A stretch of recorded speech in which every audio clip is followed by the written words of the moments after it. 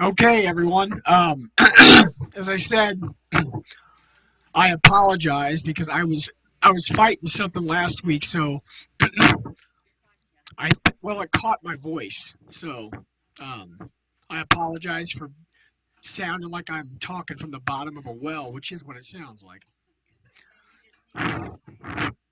And well, I want to welcome everybody with us today and everybody joining us via live stream. We're going to talk about Mark 5 verses 21 through 43. And we're going to talk about, excuse me, Jairus' daughter, and we're going to talk about. And if you'll notice on your sheet that I made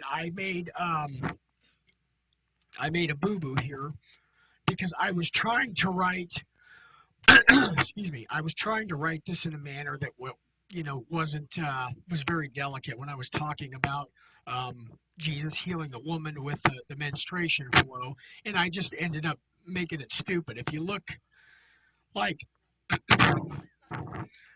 5 lines down, it says, "Why was the woman the flow in such a bad flow position?" Obviously, there's typos in there, so I apologize. All I did was draw attention to it, trying to make it delicate. So, but I'll tell you why I posed that question when we get down to it, and I'll tell you what I really meant to say. Um, so before we start to we start to look at Mark 5, why don't we bow our heads and have a word of prayer? Heavenly Father, we thank you for being with us this morning as we take a look at the power of Jesus over sickness and death and evil. His power over them is absolute, and we give you thanks and praise that we can always look to him for healing in these things, if not in this life, then of course the next. We know in a broken world of sin, we still suffer with those things, and we just ask you to give us patience and understanding that your ways are not our ways, and that one day we will be in a place with no more tears, no more pain, no more crying, no more sickness, and no more death. And that is Advent as we await your second coming, as we celebrate your first. Be with us today as we study your word and understand the great power that you had and demonstrated to people, not to prove yourself, but only to make people better and create faith. In Jesus' name, amen. All right.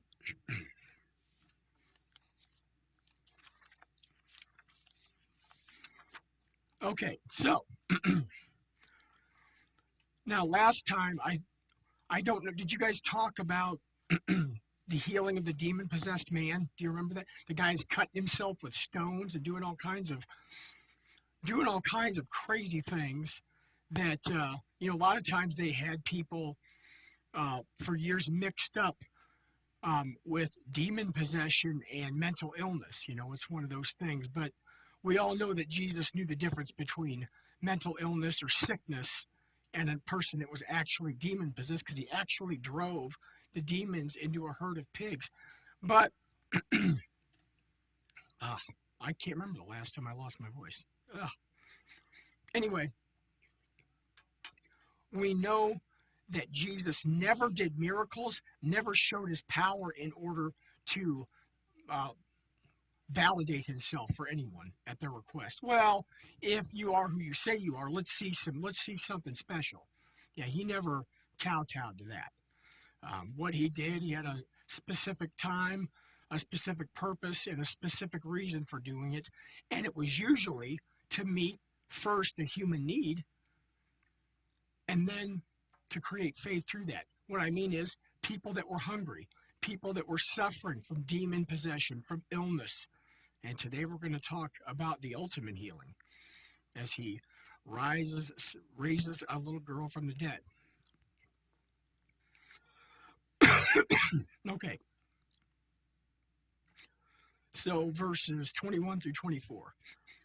Now, when Jesus had crossed over again by boat to the other side, a great multitude gathered to him, and he was by the sea.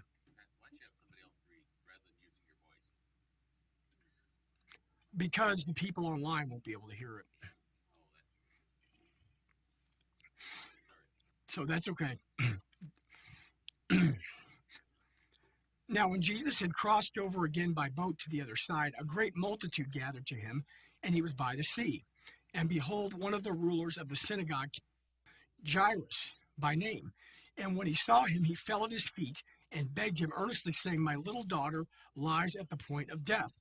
Come and lay your hands on her, that she will be healed and she will live. So Jesus went with him, and a great multitude followed him and thronged him. Okay, so I have in here, what is important about Jairus' position in the synagogue? Well, he's like basically a modern day pastor, and of course he's under the thumb of the Pharisees. So for him to cling to Jesus for something like this is kind of an important statement. Now, it may be a statement of faith, which is usually what something like this was. Somebody showed faith by believing that Jesus had the healing power to make somebody better. Or, I'll throw it another way, could it just be, if you've seen people get desperate sometimes and they reach out for anything that might work? I don't know that that was the case, but here you have a very devout, faithful man asking Jesus to heal his daughter.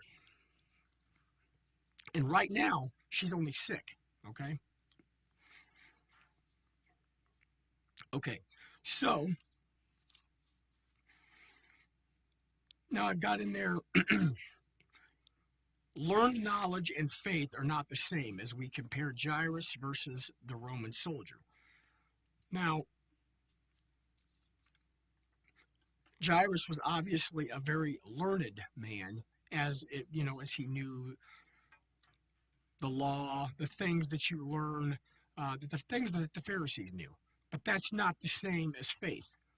And in this study, when I was doing some research for it, it made a comparison about his faith and the faith of the Roman soldier, because the Roman soldier had what this one commentary guy suggested might be a stronger faith, because he knew Jesus didn't have to be physically present with his child to be healed.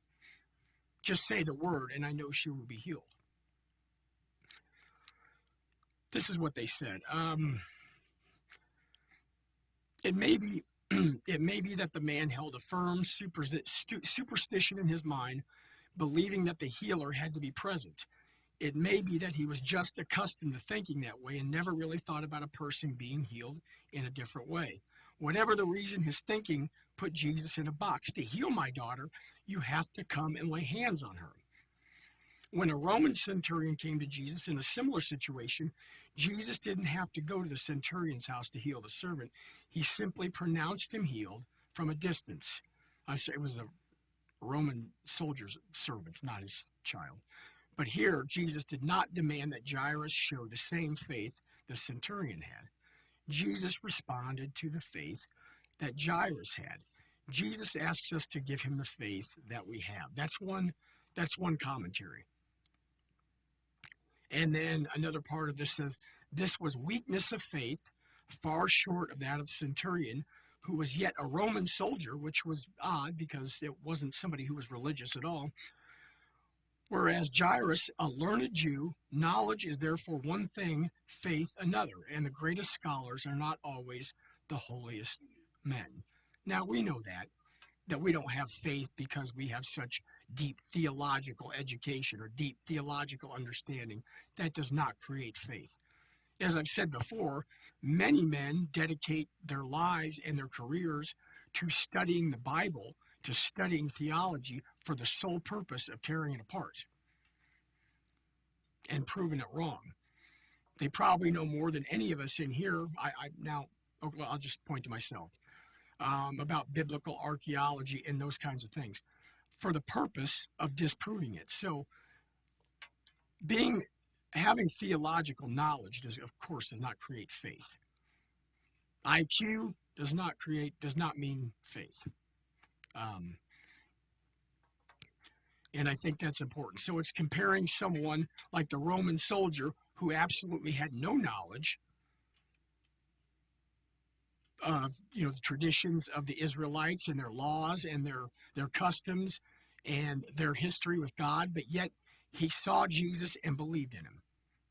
and that was enough. And here's a learned man that knows all those things. He's a rabbi, he works in the temple, and he's been raised with all that stuff. And he has, well, at least what this one commentator said, has a little less faith. Um, and so that's how it works sometimes, um, that the smartest guys aren't always the most faithful. That doesn't mean that they're not, because sometimes when you have faith, it drives you to want to learn more because the Spirit is working in you to want to learn more. But just knowledge, I think somewhere it says even the devil knows the Bible backwards and forwards. Now, I wouldn't say that. Do I call the devil a believer? Do I use that word? I mean, he does know the truth, but he rejects it. Right? A knower. Okay, that's well put. A knower rather than a believer, because he does not worship God, but he bows down to him because he has no choice, as you saw in your last lesson last week. That the demons even submit to Jesus. Even the demons confessed him as Christ and Son of God when the Pharisees wouldn't. Yes. But don't you think he believed in Jesus and the Bible because he knew it was right? So he must have believed that it was right. He didn't believe in his heart, that was going to save him, but I think the devil believed in the Bible knowing that that was the truth. He was just afraid to admit it. That. I think the devil believed it. Well, I think probably the devil believes it, but I wouldn't call that a faith. Because if we go back to why Lucifer was cast out of heaven, didn't it have to do with envy and jealousy? So he wanted to be God. He knows the truth, but rejects it. I think there we can point to a situation where the unforgivable sin is right there. Someone who knows the truth and dedicates his whole existence to turning people away from it. Okay. So Jairus thinks that Jesus needs to come lay his hands on his child for her to be healed. Now, that commentator said that is a less faith than the Roman centurion. Maybe. Yes, Arlo.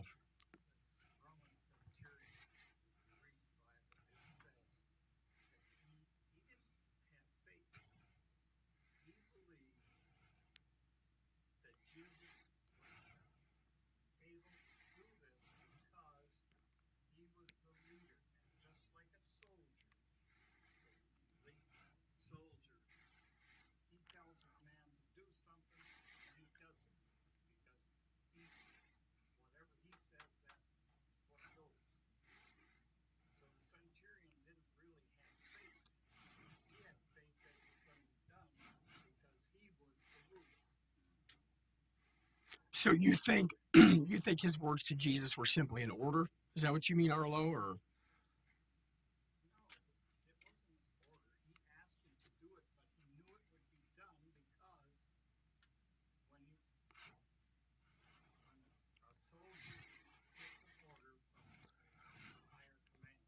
okay.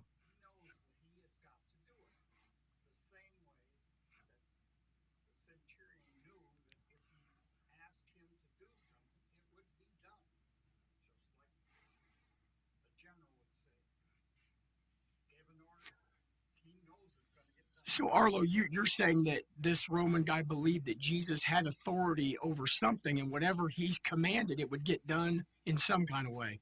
Okay, that's interesting. That's not a bad point, because guys, you're right. Guys in that Roman soldier's position didn't go out and do stuff themselves. Not when you get to that position, you say something and somebody takes care of it, and maybe that's how he saw Jesus. Maybe he did recognize his authority, though, over something, whether it be life and death or But I would call that a faith. Now, I don't know how strong a faith or a faith in exactly what, but he did have faith in Jesus' power over death or over healing somebody who was ill. But that's really good, Arlo. Never thought of it that way. And if you, I've got it closer to the bottom, but here, once again, like Mary and Martha, people want to restrict Jesus' power over sickness to preventing death. If he gets there before she dies, it's okay. But as we're going to see later on in the text, he gets there and she's already passed, and people think, well, there's nothing he can do for her now. Just like I get Mary and Martha mixed up. Um, Lord, if you would have been here, my brother wouldn't have died. But now that he's already dead, it's too late, basically, is what she, remember what she says? Martha, okay.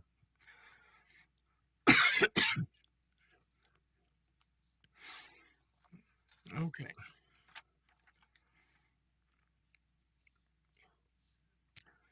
Now, here's another commentator that said something about Jairus. We must put ourselves in the presence of Jesus. We must humble ourselves sincerely before Jesus. We must lay open our request with a holy earnestness. He fell at his feet. He begged him earnestly.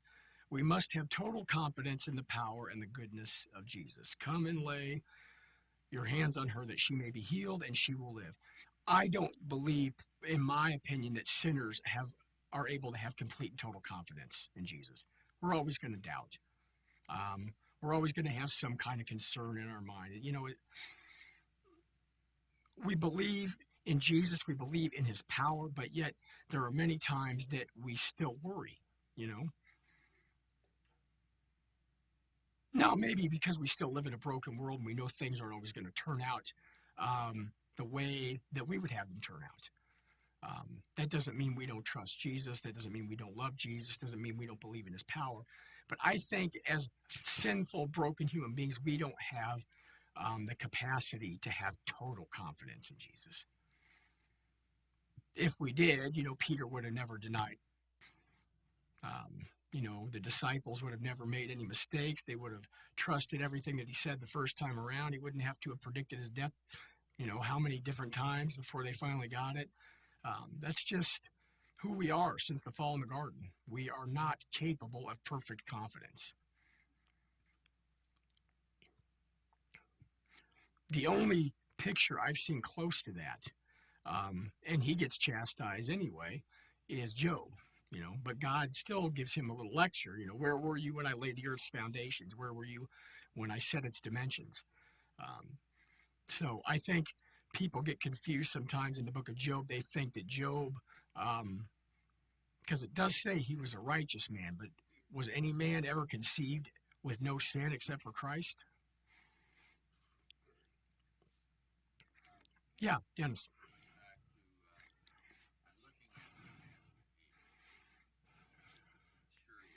Okay.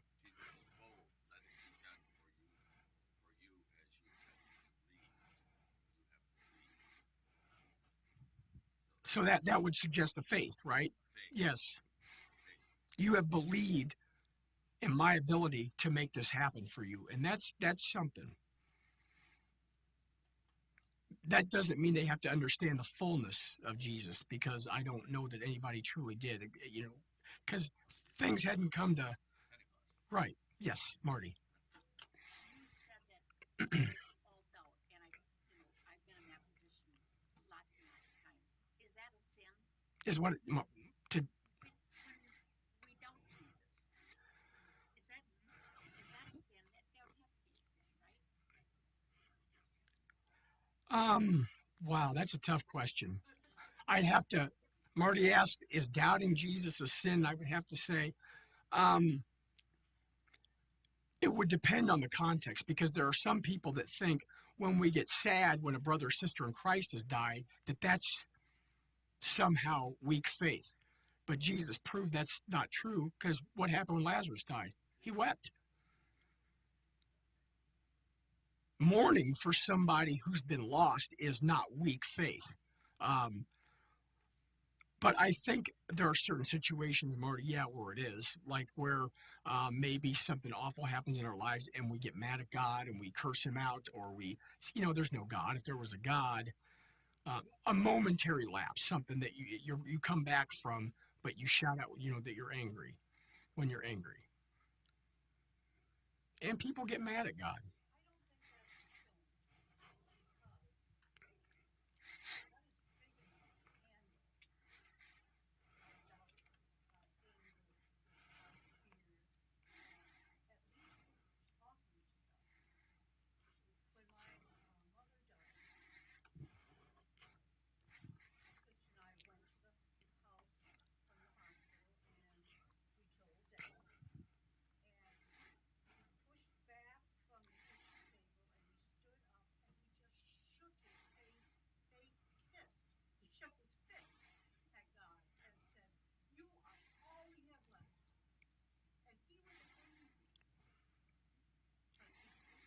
I think being angry with God or doubting God sometimes, yeah, it is.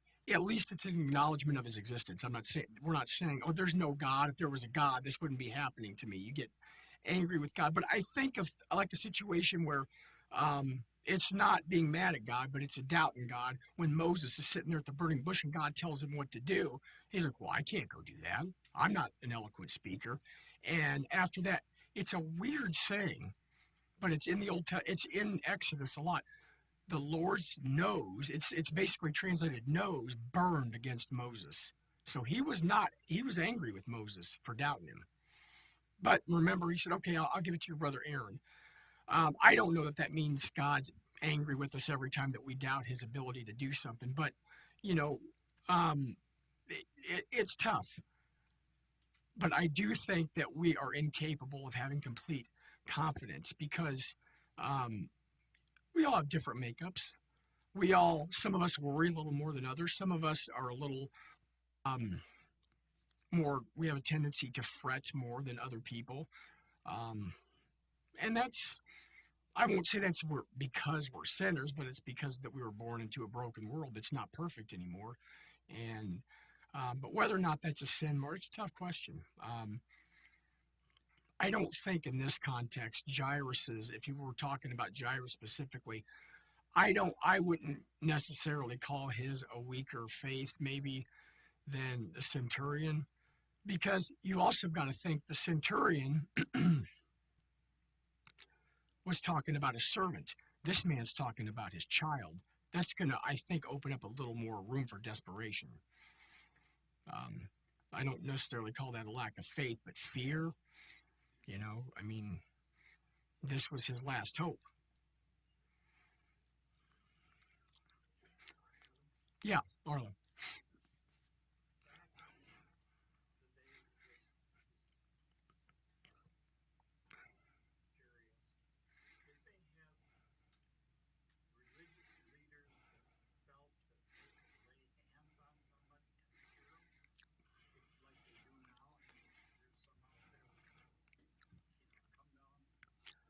It's interesting you asked that. Arlo asked if they had some kind of um, religious, if religious men would come and lay hands by prayer or something, kind of like they do now, maybe in the um, different Christian denominations. It's We're going to get into that when we talk about the woman with um, the menstruation. We're going to talk about how physicians operated. Yeah, yeah, and I've got some examples of stuff they did, and it's a little strange. Um, because a lot, it wasn't like medicine today. A lot of it was hit and miss, and they couldn't tell if it worked or not, other than if the symptoms stopped. And some of that might have been luck. It's still hit and miss, but what I'm saying is like, there's no scan to see if the thing left your body or not. There's no blood test to run, and you had to be super wealthy because there was no health insurance either. Okay, all right, verses 25 through 34. A woman is healed of a hemorrhage. Now, a certain woman had a flow of blood for 12 years and had suffered many things from many physicians. She had spent all that she had and was no better, but rather grew worse. When she heard about Jesus, she came behind him in the crowd and touched his garment. For she said, "If only I may touch his clothes, I shall be made well." Immediately the fountain of her blood was dried up, and she felt in her body that she was healed of the affliction. And Jesus, immediately knowing in himself that power had gone out of him, turned around in the crowd and said, "Who touched my clothes?"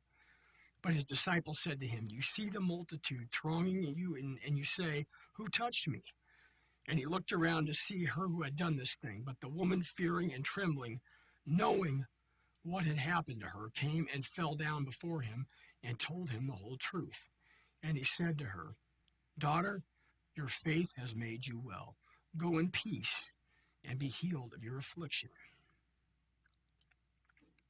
All right, now here's some things I did not know. Now I did know this, but the woman, this woman is. Do I have the question here? Oh yeah, there's my beautiful question. Why was the woman, the flow, in such a bad flow position at this time? And man, nice. Okay, a flow of blood for 12 years. Well, according to Leviticus, this makes a woman unclean. So this woman was in a desperate condition, not just for her physical condition, but this made her ostracized. It made her someone that no one wanted to associate with because association would make them unclean, right? And so this was a pretty big burden for her to face. Um, According to the Jewish ideas of the time, if this woman touched anyone, she made him or her ceremonially unclean. The uncleanliness did not allow them to take part in any aspect of Israel's worship. So this woman couldn't even worship. She couldn't go into the temple. She couldn't talk to people. She couldn't have interactions with people. Can you imagine how lonely she was? Yeah, like leprosy. How alone, how awful, how removed, how ashamed she felt for something that she couldn't control.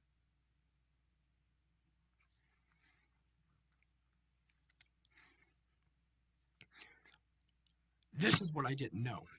By the very law of her people, she was divorced from her husband and could not live in her home. She was ostracized from all society, must not come into contact with her old friends. She was excommunicated from the services of the synagogue and thus shut out from the woman's courts in the temple. Now, pardon me, I wonder, this is just something I've been wondering about. I wonder um, that, what was I going to say?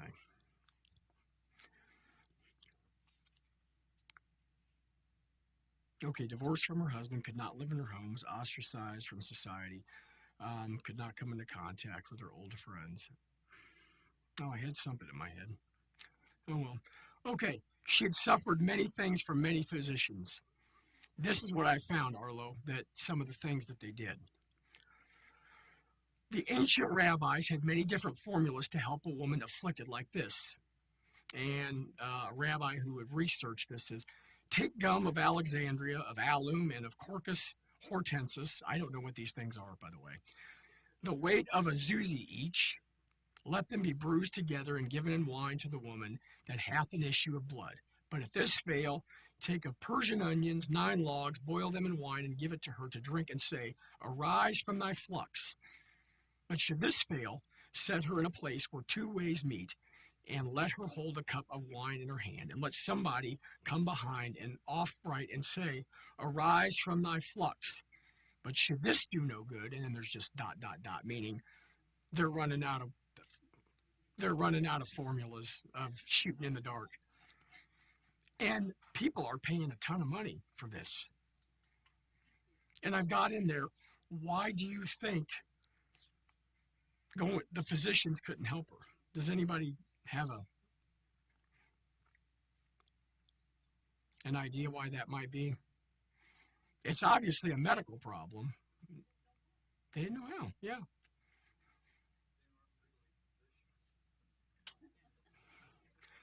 You're right. They weren't the doctors like we know would have education and could test things and but this is the kind of medicine they had back then. You know, it was well, it said they were rabbis, but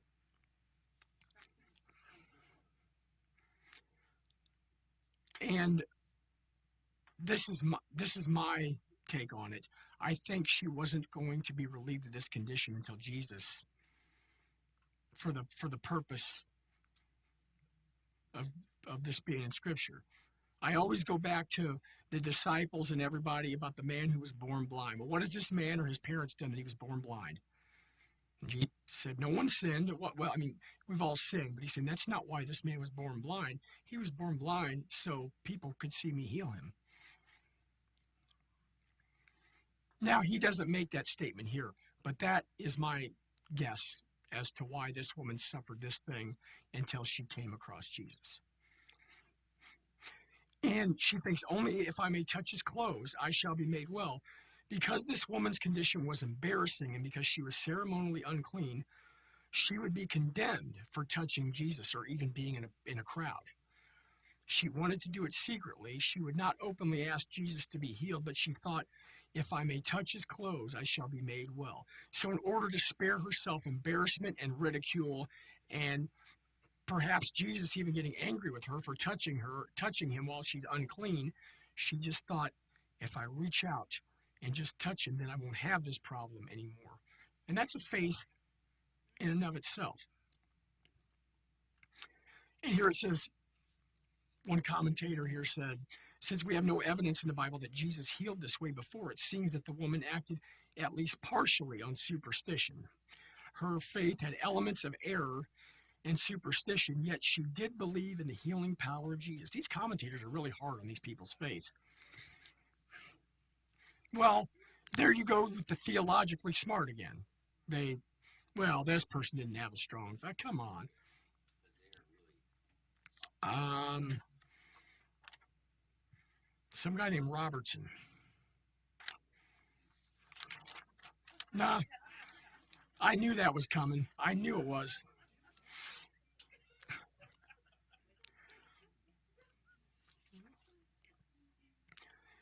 It says, the healing power of Jesus and the border of his garment served as a point of contact for that faith. There were many things that we could find wrong with this woman's faith. Boy, what a jerk. Well, there's different ones in here. Nevertheless, her faith was in Jesus, and the object of faith is much more than the important than the quality of faith. Spoken like someone who's had the whole Bible to read back and see everything that's going on. This woman didn't, obviously.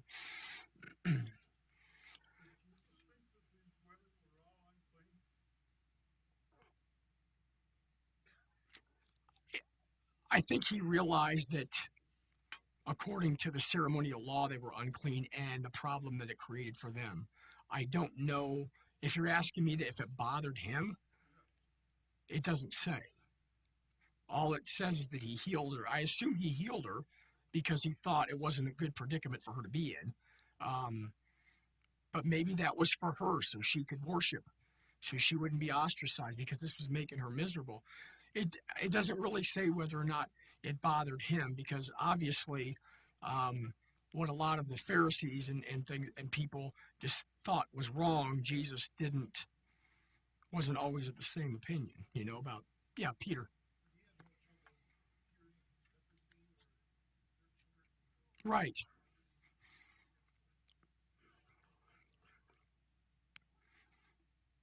He knew what was written. He knew how she was treated. He knew how this made her life almost unbearable.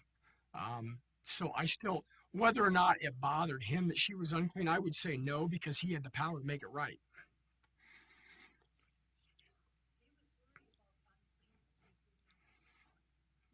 You're right, Helen. He wouldn't have come. And nothing you can do can make Jesus unclean. Well, I go with this when God, how did Jesus say this when they told him that he broke the Sabbath? God didn't create man for the Sabbath, but Yeah. In other words, Jesus can't break his own rules as he's God. So coming into contact with someone that's unclean just can't make him unclean because he's incapable of being corrupted. Right?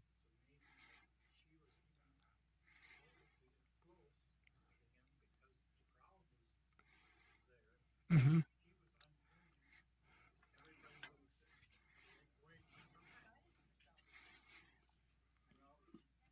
Yeah, that's how did she get to him?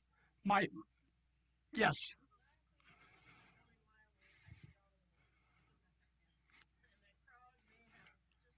Oh, don't touch me, right? Don't touch me. Yeah. Kind of like how, we experienced in 2020. Now I don't know if it was to that extreme, but if we knew somebody was ill, we would kind of make sure we were 6 to 12 feet from them.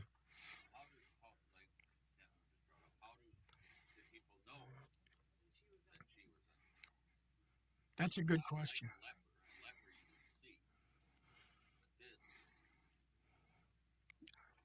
That's a good question. Well, I would have to say reputation, yeah, but I mean, if she's dressed in clothes, it's not something. I don't know what the stopping power was back then, okay? But I mean, yeah, obviously you couldn't just look at the woman on walking down the street and figure that out. But to her family, I don't know, having been divorced from her husband, people probably knew who she was because that wasn't very common. Because of having to be removed from her husband and the synagogue for such a reason like this, um, my guess is people knew who she was. But I can also say I bet that whole crowd probably didn't know everybody, and a lot of them were probably paying attention to Jesus and not looking at her. Because how many other people that were sick were probably trying to get to Jesus? And divorced. Yeah, yeah. She couldn't.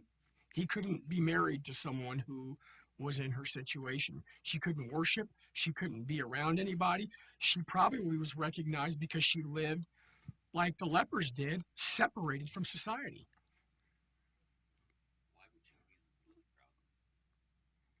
Desperate.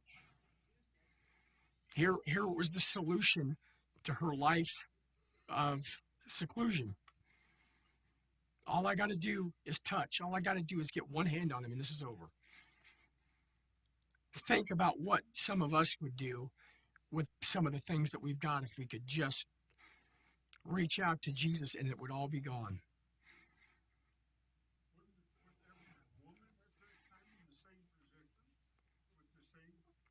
Sure. Yeah.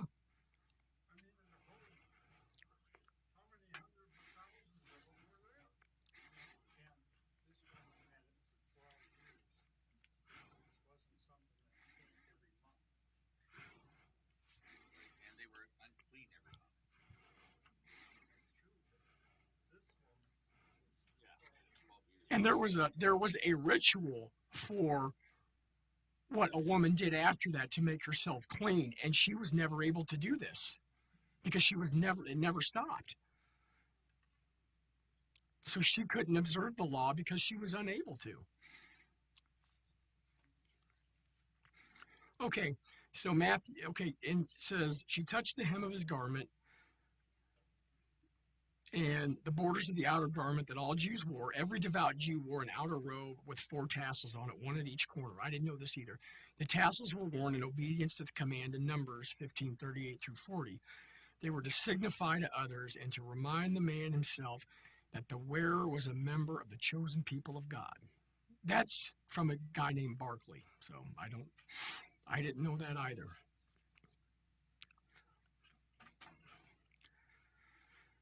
And then immediately the fountain of her blood was dried up. According to the thinking of this day, when this unclean woman touched Jesus, it would make him unclean. But because of the nature of Jesus and the power of God, that wasn't how it worked. When she touched his garment, Jesus wasn't made unclean, the woman was made whole. We come to Jesus with our sin and lay it upon him. It doesn't make him a sinner, but it makes us clean. I did like that. She felt in her body that she was healed of the affliction, immediately knowing in herself that the power had gone out of him. When the woman was healed, both the woman and Jesus knew it had happened. She felt it in her body that it happened, and Jesus felt the power had gone out of him. Now, Jesus knows all things, okay? But he shouts out, "Who touched me?" We can't assume that he didn't know. Like when he meets the Samaritan woman at the well and she tells her how many husbands she's had and all that, when she tries to, explain herself to him. He knows us.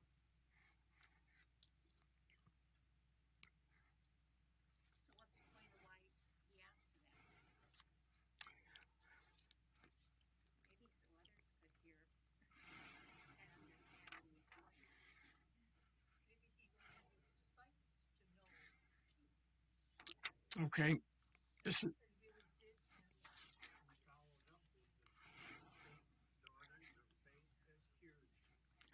he asked, "Who touched my clothes?" This is what somebody else wrote, not me. So because the text doesn't say it, we have to say it's an opinion, right? And it says, "Who touched my clothes?" was for the benefit of the woman, not because he didn't know who the person was.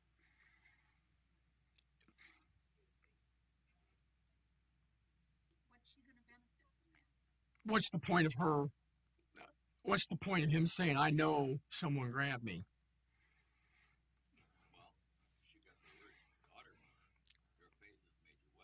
Yeah.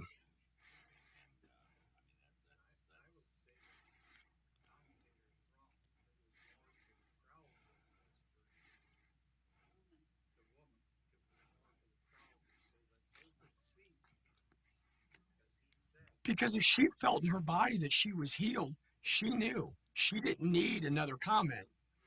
I know I touched Jesus and I know I'm healed. Yeah, it was probably for the crowd.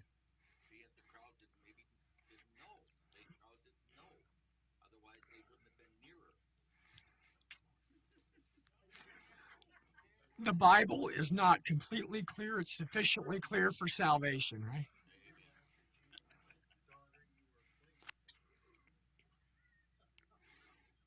Okay. She was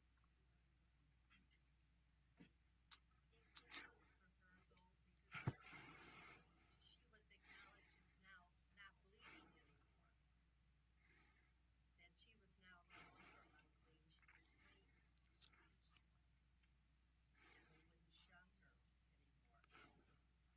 And he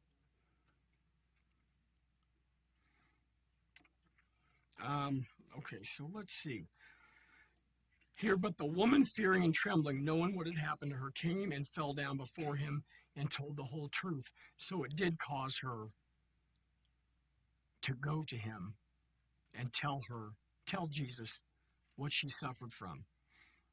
It wasn't just the smash and grab, right? I'll get my healing and take off. He appealed to her when he called her out. He appealed to her conscience to tell him what it was she was suffering from and what it had done to her life. To get those words, Arlo, daughter, which he never called anyone else, your faith has healed you. Yeah, Roy.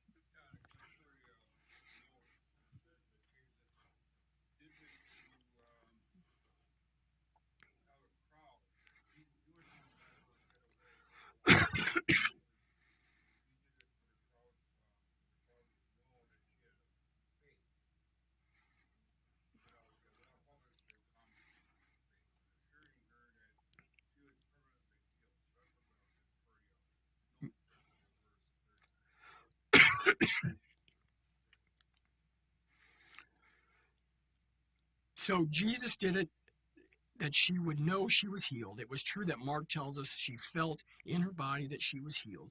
But this woman, like any other person, soon she would begin to doubt and fear, wondering if she was really healed. Wonder and the ailment might return. They're saying that's what was going through her head, but not after she heard the words from Jesus.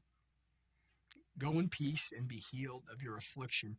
In other words, He was telling her, it's okay. You touched me and you were healed, and that's the way I want it. It's okay with me. I've found mercy on you. You don't have to smash and grab. I know now, and I'm okay with it. I I can't say she was doubting, but I think when Jesus calls out to somebody like that, it would hopefully stop anybody in their tracks to come back to him.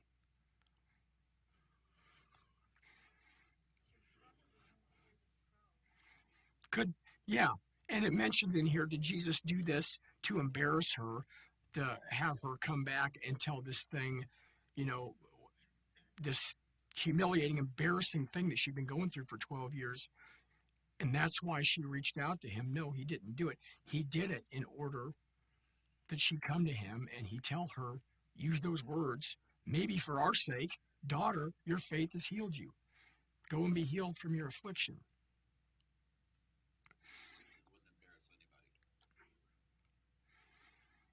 Except the Pharisees, right? They just, we don't. They did. Your father's the devil. Yeah. To tell the most religious guys supposedly walking around back then that their father was the devil, that's actually pretty awesome. Okay, well, before we run out of time, let me get to Jairus. Jairus' daughter.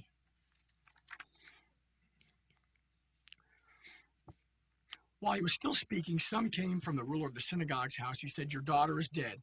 Why trouble the teacher any further? As soon as Jesus heard the word that was spoken, he said to the ruler of the synagogue, do not be afraid, only believe. Okay, so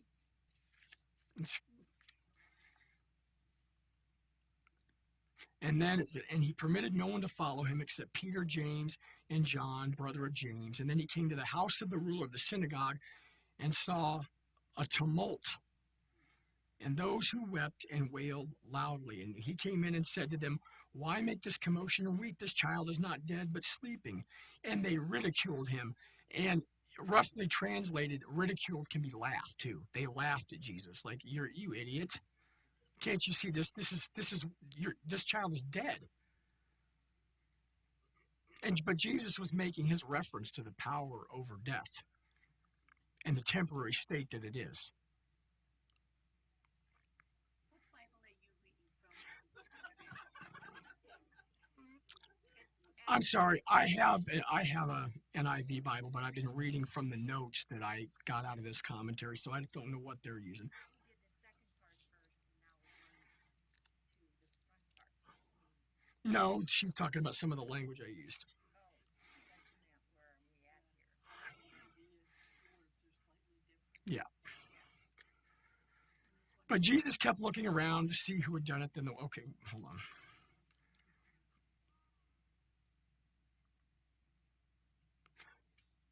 He did not let anyone follow him except Peter, James, and John, the brother of James. When they came to the home of the synagogue ruler, Jesus saw a commotion with people crying and wailing loudly. He went in and said to them, why all this commotion and wailing? The child is not dead, but asleep. But they laughed at him. Is that what you have? Yes. Yeah. Sorry, I don't know what version they're using here. I should have read out of the Bible, not out of their whatever version they used here. So yeah, it's translated. They were laughing at him. So you've got crowds following Jesus, trying to reach out to get, and now you've got people laughing at him because this is something that's beyond his scope and his ability, something that's beyond his power.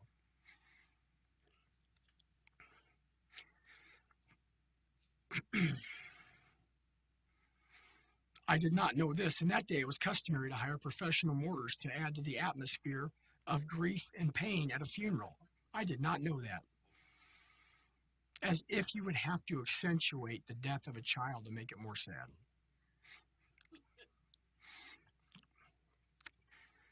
But, this different time and place. They ridiculed him, they laughed at him. Okay.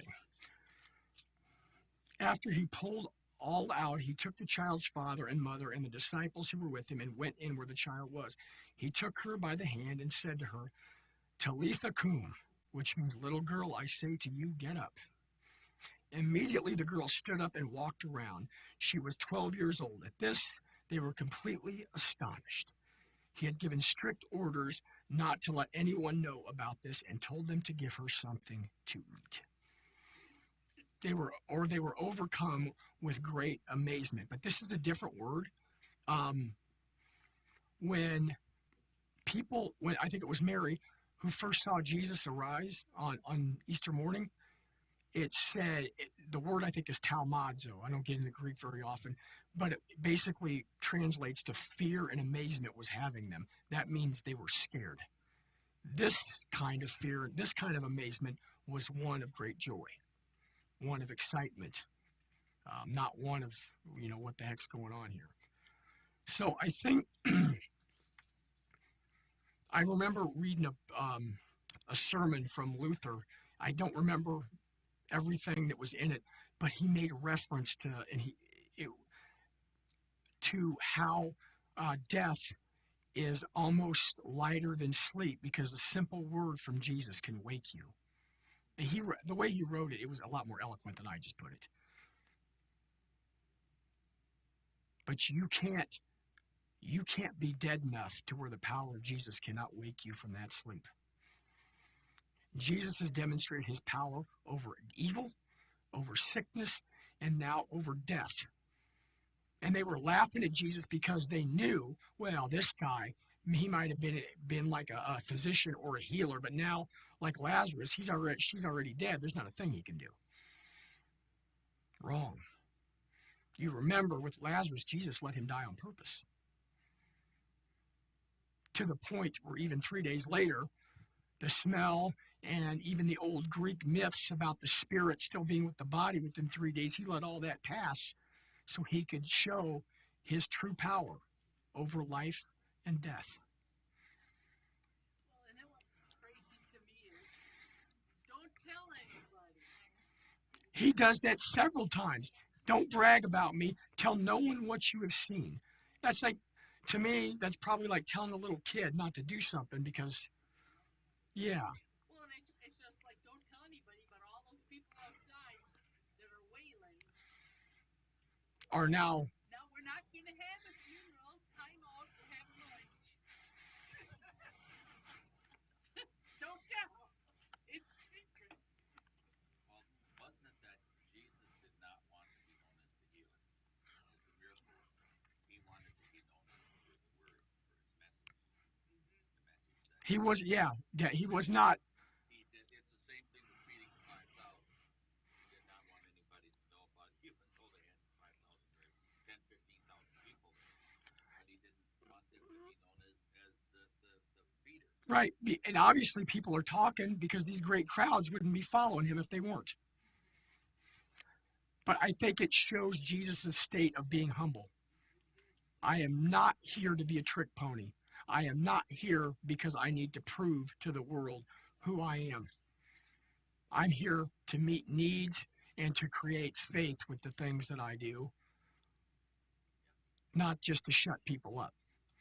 Because I don't know if you knew this, but in those huge feedings, there were people that once their stomachs weren't being filled anymore, they took off. They didn't have any more use for Jesus.